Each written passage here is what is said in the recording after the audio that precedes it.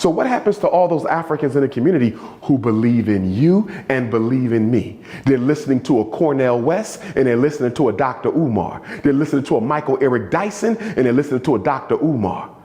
They're listening to a Roland Martin. They're listening to a Dr. Umar. If you listen to people of two competing ideologies, you may have trouble coming to your own conclusion. We want the white man to do everything, and any oppressed people who wants their oppressor to play a leading role, not a supporting role, right, not a periphery role. We want the white man to play a leading role in every problem we got.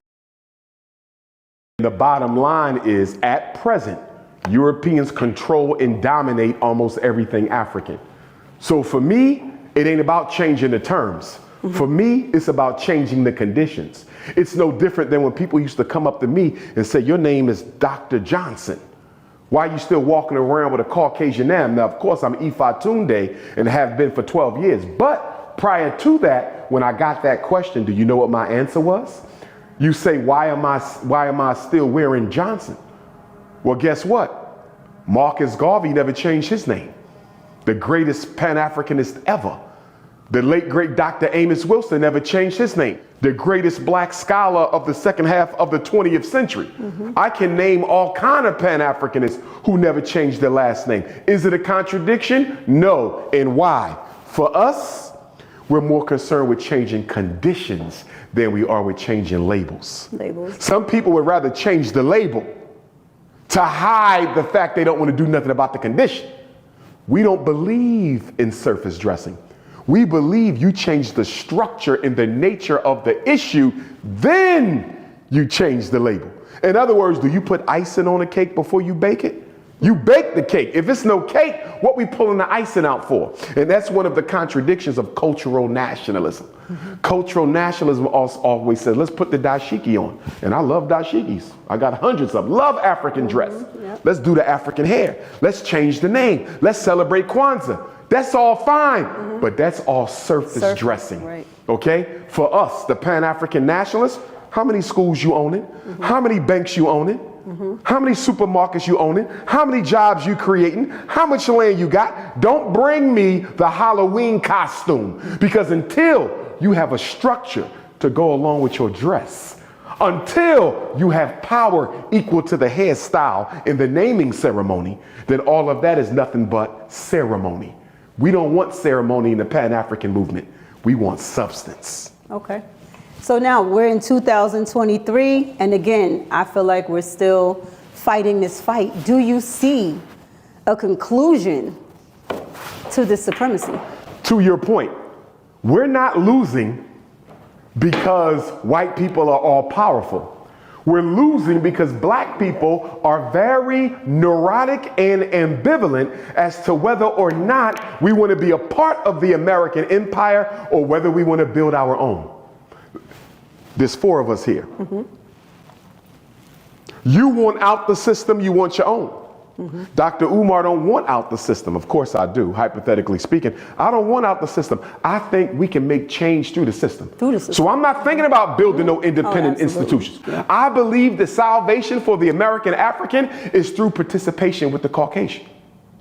He's not sure what to think because he believes in you and he believes in me. You see how this works? So what happens to all those Africans in the community who believe in you and believe in me? They're listening to a Cornel West and they're listening to a Dr. Umar. They're listening to a Michael Eric Dyson and they're listening to a Dr. Umar. They're listening to a Roland Martin. They're listening to a Dr. Umar. If you listen to people of two competing ideologies, you may have trouble coming to your own conclusion because both arguments are good.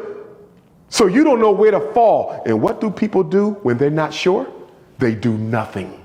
And that's exactly why since Dr. King's assassination, April 4th, 1968, black people have done nothing because part of us want to be free, but most of us don't think it's possible.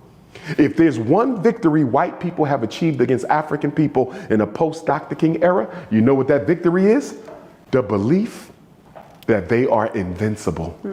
Caucasians have convinced Africans, and I would make the case it's a global phenomenon. I would make the case it's a global phenomenon. But let's just talk about those of us in the American theater. The Caucasian has convinced most of us he's invincible. So when we sit down to talk about solutions, For a lot of black people, because remember, your beliefs control your options. Absolutely. A lot of black people would never consider doing for self. They only consider dependence on the government. Let me give you an example. There's a lot of conversation about reparations. I support reparations. And I support reparations because we are entitled to restitution for the hell that our ancestors suffered, right? Right. And I support reparations because it was Pan-Africanists who gave birth to the movement, not these people you see on YouTube. Reparations is not their movement. That came from us. They're just opportunists looking to build their name and get a couple bucks off of a serious topic that I don't think they're so serious about. Right. But while we waiting for reparations, what about the internal reparations? I hear no conversation about internal reparations. Yeah. Yes, they owe us. But if we were to talk to our ancestors, would they not also say, y'all owe us too? Mm-hmm. Do you realize half the major problems we got, money don't fix? Oh, yeah. Do you realize the black male-female relationship debacle? Money don't fix that. Right. The way we raising our children, money don't fix that. Our love of white people, money don't fix that. Our dysfunctional, psychopathological, conspicuous consumption, money don't fix that. So why are we waiting on the check from the government to start working on the problems that we got? I'll tell you why. One of the central contradictions of the Negro predicament is the fact that we don't want to take responsibility for our shortcomings, and we damn sure don't want to take responsibility for solving any of our major issues. We want the white man to do everything, and any oppressed people who wants their oppressor to play a leading role, not a supporting role, Right. not a periphery role. We want the white man to play a leading role in every problem we got. Yeah. Hence, let me give you this. That was okay during Reconstruction. We didn't have much.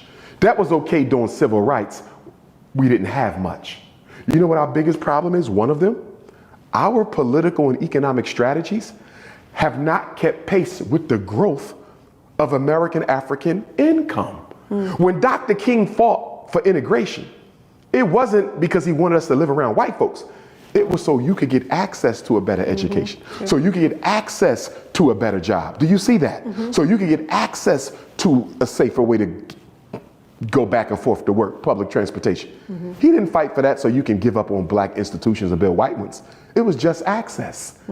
But after Dr. King died, instead of access to white society for strategic reasons, we made integration a way of life. And the problem today is, guess what? We still acting like we broke. How black people broke spending $30 billion on hair? How black people broke spending $2 billion on Air Jordan? How black people broke spending $4 billion on liquor and alcohol? You ain't broke. So if you are a $2 trillion people, which we are, the richest group of Africans in the world in terms of income, why are you using 1960 strategies when you have 21st century money? Right. We're not rich as individuals. As a people, we're rich. So why aren't we using our disposable income to leverage it to solve our political, economic issues? Right. Because black people don't have enough self-love to sacrifice their resources for the greater good of the community. We care about me, myself, and I, and maybe my children. I'm talking to y'all about African politics, and this damn cave-dwelling jumps on my damn live and talks about a trans wifey. See, he can do that because he don't have to deal with gentrification in his neighborhood. Have you ever seen Dr. Umar invade a white person's life? I don't follow y'all. I'm not into y'all. I don't want your women. You don't want us in your neighborhood. You don't want us at your park. You don't want us on your airplane. But you feel that you are perfectly justified to invade everything we do. You will walk into a black house. You will invade a black community. You will invade Dr. Umar's live feed when you know he is unapologetically African. And you will make your presence known. You will disrupt, distract, and take away from what we are doing, but we cannot do that to you. I do not hate white folks. I hate white racism, and I will fight it to the last breath of my life.